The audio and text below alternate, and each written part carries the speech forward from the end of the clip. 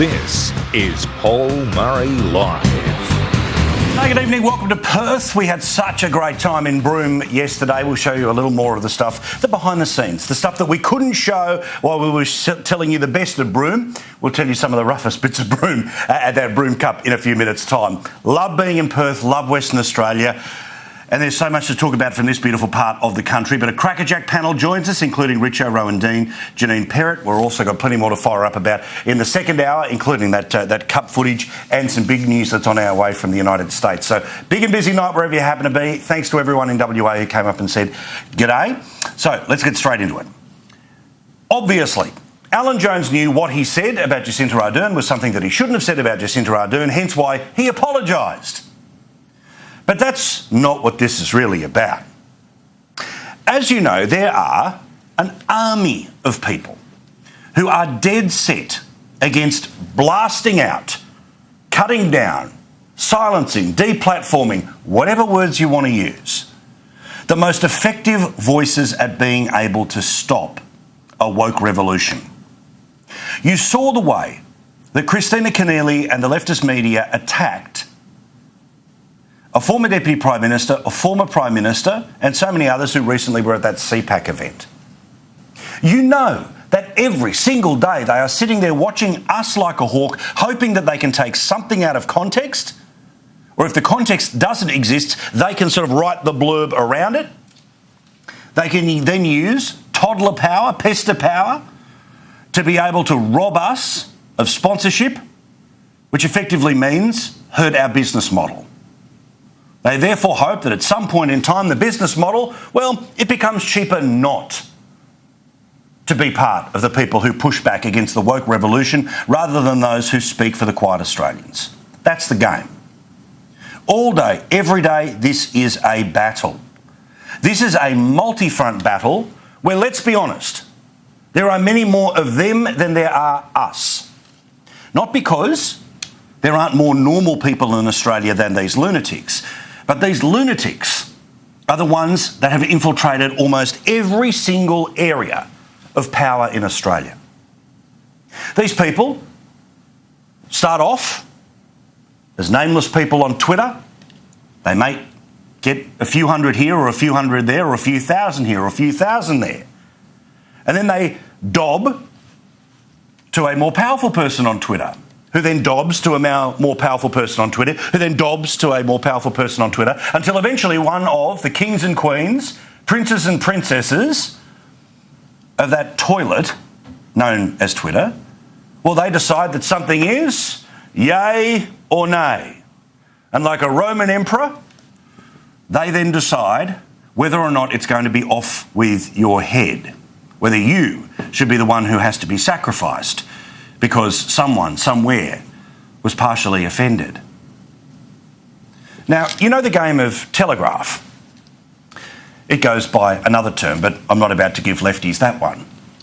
This is where somebody whispers something into one person's ear and then slowly but surely it goes around and around and around and around and around until eventually the original thing has become so distorted, so changed, so stuffed up that what eventually comes back to the person who said something isn't quite what anyone knew they were talking about. Which brings us back to what Alan Jones said about Jacinta Ardern.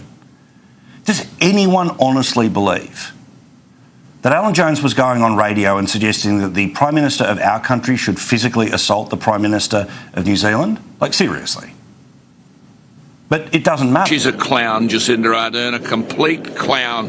Here she is preaching on global warming and saying that we've got to do something about climate change. And I made the point very validly. Here is Jacinta Ardern. If you want to talk about the figures, if you want to talk about carbon dioxide, which I don't, nothing wrong with it. She talks about carbon. She doesn't know the difference between carbon and carbon dioxide. But the fact is, New Zealand's carbon dioxide has grown by 10.8% per capita, 10.8 since 1990, 10.8%. Ours has grown by 1.8%. I just wonder whether Scott Morrison's going to be fully briefed to shove a sock down the throat. He was saying, shut up. He was saying, you're wrong. That's what he said, right? But last night on the project, they turned these comments and drew a direct line to the murder of women in Melbourne. People draw a direct line between what somebody says on a breakfast radio show in Sydney and then shunk, straight line, to domestic violence that may happen in suburbs around the country. Now, sure, there's plenty of things that you can't say in 2019 that maybe you were able to say in 2009 or 1989. And we all know that there are lines. But every now and then when somebody puts their toe over the line and they say, sorry, that's the game, that's it. But the truth is that these people have never been able to beat people like Alan Jones on the arguments. They've only ever been able to push back in outrage. These are people who don't listen to the show. It's like the people who attack Sky News. They don't watch the channel.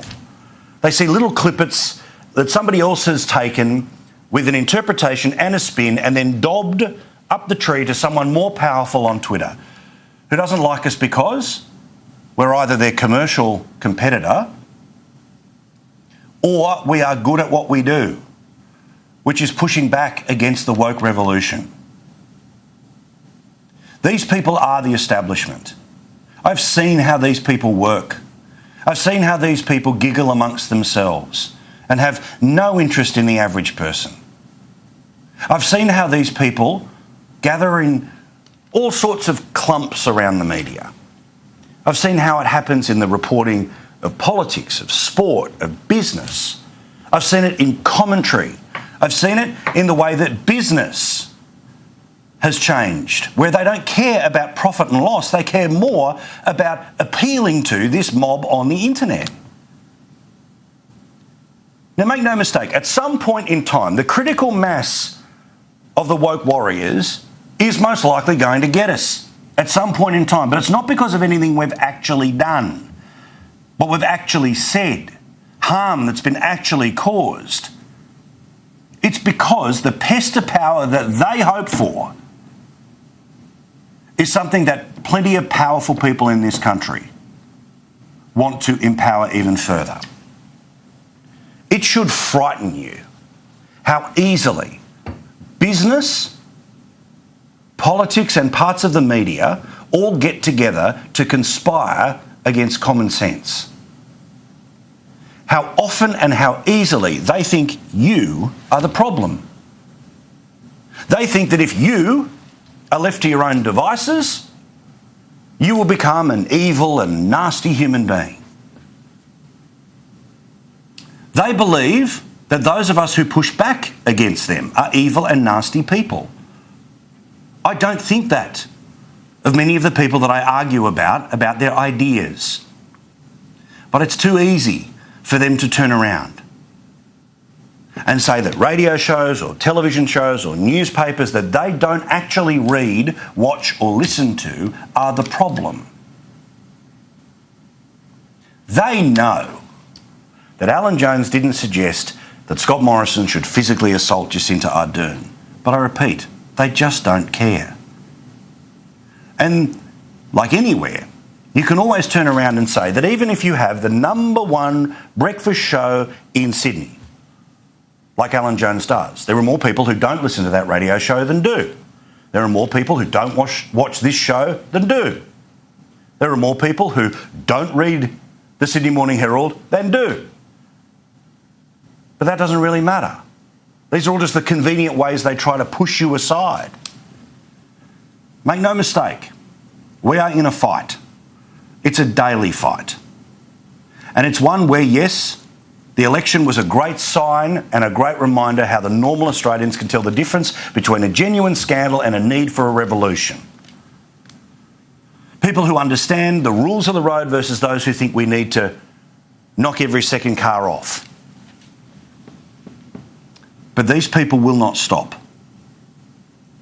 These are the same people who in the UK won't accept a referendum that said it's time to get out of the European Union. These are the people who wouldn't accept that 20 years ago Australia made a decision itself about a republic. These are the very same people who turn around and say that when the majority of people make a decision in favour of same-sex marriage, those that were on the wrong side of those votes, they shouldn't be allowed to say anything ever. These people hate us not because we are nasty and knuckle-dragging. They hate us because we provide resistance to them. Yes, we do that through the camera, but you do that by watching us. And I just want to say thank you. Thank you for what is becoming an increasingly courageous act, which is to seek out something that will not just serve you up the same garbage as everyone else. Television, radio and newspapers who still believe in common sense, who still believe that fundamentally Australians are good and decent people, and that we can tell the difference between someone theatrically on radio saying shut up, who then apologised when he realised he might have gone a bit too far, and the direct line to murders that happen in Victoria. Of course, my sins for saying what I have for the past 10 minutes will be that there'll be a little red dot. It'll be on my forehead sooner rather than later. That big target is on my back. I lead with my chin, but I refuse to give up.